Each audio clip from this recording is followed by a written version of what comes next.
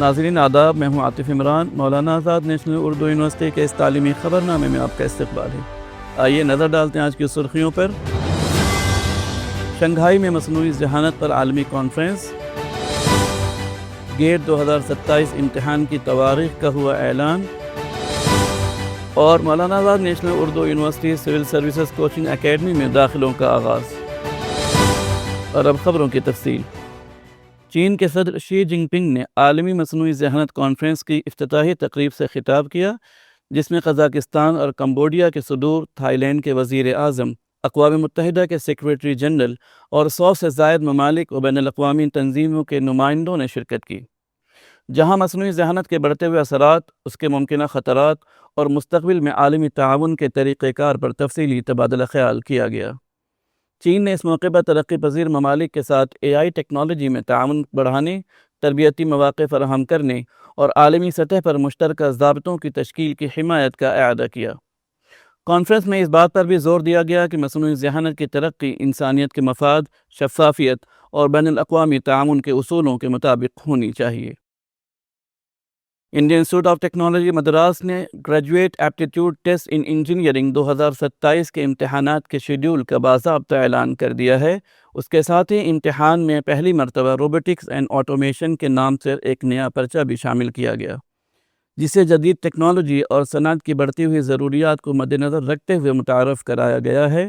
اعلان کے مطابق گیٹ 2027 کے امتحانات 6، 7، 13، 14، 20 اور 21 فروری 2027 کو کمپیوٹر بیس ٹیسٹ کے طور پر 2 شفٹوں میں منعقد کیے جائیں گے۔ آن لائن رجسٹریشن کا عمل اگست 2026 کے وسط میں شروع ہوگا، جبکہ امیدوار سرکاری ویب سائٹ کے ذریعے درخواست دے سکیں گے۔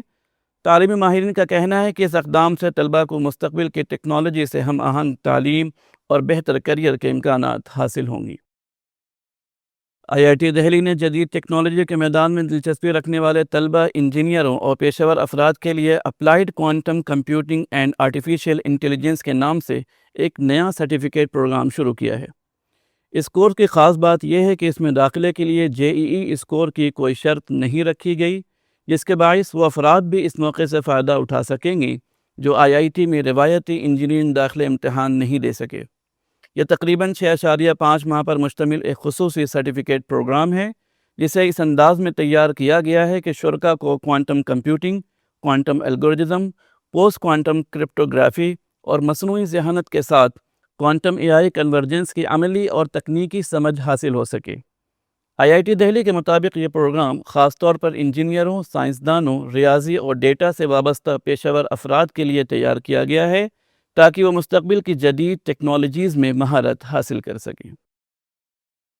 نیٹ امتحان میں مبینہ بے ضابطگیوں کے بعد مرکزی حکومت نے امتحانی نظام میں جامع اصلاحات لانے کا اعلان کیا ہے۔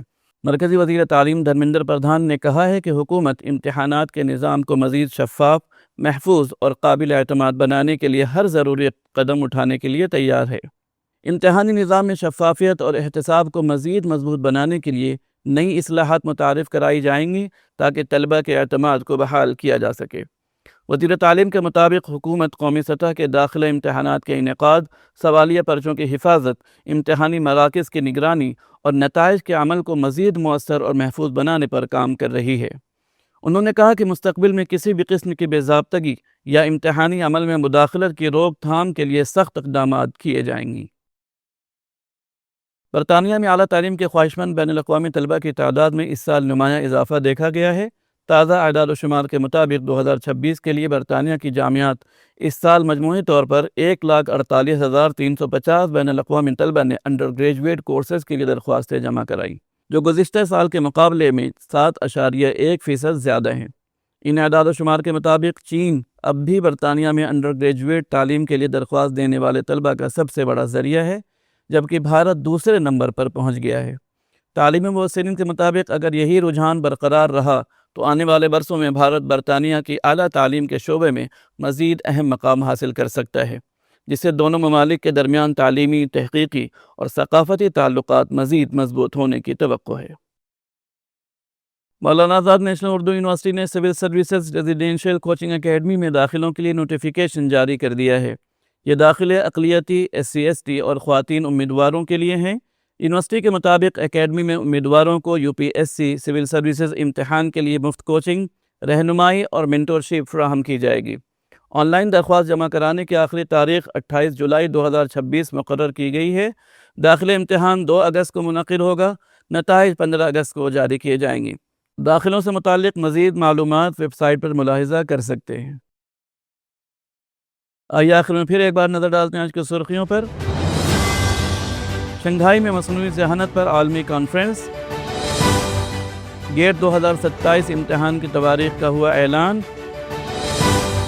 اور Maulana Azad national Urdu university civil services coaching academy میں داخلوں کا آغاز۔